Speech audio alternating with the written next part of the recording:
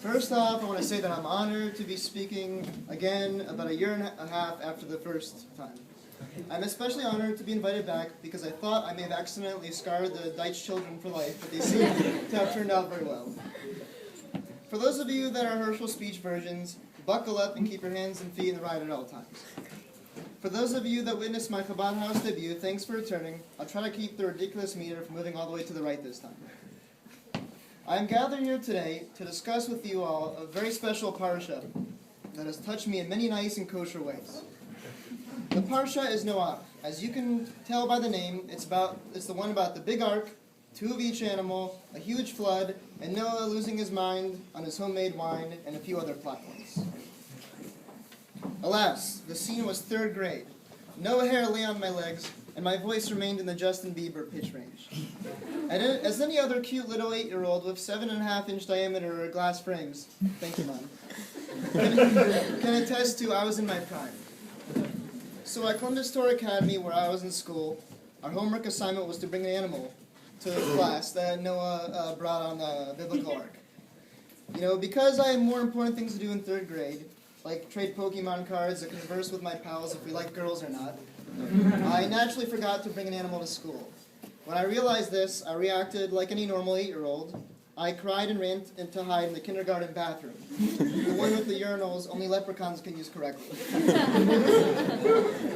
My teacher found me and told me that I did in fact do the homework, because by default my own name constitutes an animal. My Hebrew name is Tzvi, Eliezer, and Tzvi is a deer. I think it's a deer, that's what I've been told. Yeah. Sadly, I couldn't use this excuse for other classes because when I told my math teacher why I didn't do last night's problems because my Hebrew name meant deer, and deer don't do math, I was sent to the principal's office. Okay, so let's get into the meat of the parsha, shall we? Okay. Oh, I skipped something. Okay, Parsha Noach tells a story when the big tuna upstairs instructs Noah to build a large wooden ark in a world consumed by violence and corruption, kind of like modern-day East LA or Cleveland. The flood god promises will wipe out all life on earth, and Noah and his family will be sheltered along with 2 members of each animal species. Okay, I'm going to pause here because I have a few comments on this part of the Parsha. Each animal species? Come on, does anyone see velociraptors, unicorns, or flying spaghetti monsters running around today? Personally, I do not, so I can only assume that Noah exercised a level of discrimination onto his ark. Maybe that was for the best. The way I look at it, and this is my interpretation, so you could take it as you will. The way I see it is that the ark was the hottest club on the planet, and Noah was the bouncer with a divine guest list. 1 male and 1 female deer, check. Male and female chimp, check. Cool. Male Tyrannosaurus Rex? No, I don't see you on here. Do you know anyone on the ship? Yeah, I know Chang the panda. He said I was going to get a VIP table with the Jurassic rhino. And I was on Mitch the mountain goat's bus. He said you'd be chill about this. Okay. Noah will continue keeping the ratio as Hashem intended, sadly turning away a lot of the cooler species we don't have the luxury of seeing today. Yeah, go figure. Okay, so getting back on topic. Rain falls for 40 days and 40 nights, and the water doesn't recede for another 150 days. And the ground doesn't dry for a whole solar year, so Hashem pretty much gave the people in biblical times a preview of Seattle. So now here comes another interesting part. Noah instructed God to repopulate the earth after exiting the ark.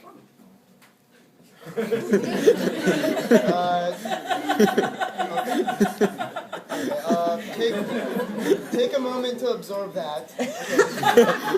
This is the classic this desert island situation, and although it's basically Noah and his family doing it themselves together, no pun intended, that's a huge responsibility. So technically, a little piece of Noah is in all of us. I have to assume that Noah had some trouble dealing with his God-given task of repopulating the earth. Because, as the parsha later tells, he overindulged a tad bit on homemade wine and was naked for a while until his sons covered him up. I picture a somewhat aged Noah, pretty saturated with the special sauce. And at this point, Aramaic, Hebrew, whatever language Noah spoke, is a second language to gibberish. And Noah's children would, tell him the next morning, after one of his belligerent nights, and remind him that he had a 3-hour argument with a sheep on whether the fuzzy animal was the Messiah or not. And he would proceed to tell the sheep how much he's always loved / wanted to fight it. Obviously, Noah would not have any recollection of the events. Okay, moving on. The Parsha culminates on the story of the Tower of Babel, built by Noah's descendants. It seems like it didn't take long for the people to forget the whole reason why the flood came in the first place. The tower was built in the Babylonian Valley and was an attempt to reach the heavens to battle God for some reason. I don't know why. And I can vividly recall the extra G-rated, perfectly filmed cartoon I was forced to watch in day school about what happened next. Hashem didn't take people hitting on him pretty well, hence the flood. So he made everyone speak different languages, effectively ending the tower building and causing individual, newly formed groups to settle in different lands. Okay, so that's pretty much all I have to say about Parsha Noach. So I'm going to transition into the last portion of this speech, which is an insight into my life and some Jewish tidbits as well. I was that was a little transition. I was just in Las Vegas this past weekend, but unfortunately I can't tell you all about it for obvious legal and moral reasons.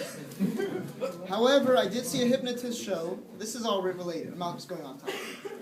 I did see a hypnotist show where the hypnotist got audience members to make love to chairs, roll around on the floor every time Johnny Cash was played, and run into the audience thinking they were orangutans.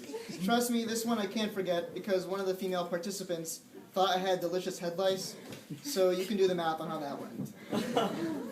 So I bet you are wondering, how does an adult hypnotist show relate to Judaism? Well, honestly, if a human hypnotist can make a 75-year-old lady do that to a chair, imagine what Hashem has in store for us at any moment. Personally, after witnessing that show, I have a slight impression that God is kind of like an old man sitting in every room in a nice pinstripe suit and hat with a cigar and cognac in hand, casually judging and influencing every move I make in some fashion. Now I know that may sound somewhat sacrilegious, because my idea of Hashem sounds a lot like a 1960s version of James Earl Jones. And if you really think about it, it's pretty awkward to think there's a full-grown man following you with a cigar and drink in hand, along with a deep, dark Vader-esque voice telling you, stop watching that, or, you would definitely regret engaging in that activity come tomorrow morning. Well, okay, I think I'm pretty much spent, kind of, I've exhausted some of this, but I'm sure the speech was equally as entertaining as the original. And if you disagree or thought, wow, that was 10 minutes, or 7 or 8 minutes of my life that I'll never get back, you can wait out back. There'll be a black limo coming around soon, and a guy named Big Vlad will be taking people to the constructive criticisms party. Oh, I'm just kidding. He drives a van. Okay. I'm going to finish tonight's speech by sharing with you all a dream I recently had, and another joke that's in honor of this person right here. My mom. Yeah. Okay, it was a more or less, this dream I had, out-of-body experience. It happened a few days ago. I was back in Las Vegas walking down the strip toward the Flamingo Hotel and Casino. And I saw a sign in the front about a show called Hershel the Magnificent Jew, tonight only. Naturally, I had to go see what this was all about. I was very curious, So I go to the show. Lo and behold, I'm watching myself on stage at the Flamingo Auditorium and I'm wearing, a luxurious bathrobe. And in front of me was a table with 3 walnuts on it, laid out. The crowd was captured in suspenseful silence, kind of like you guys are right now.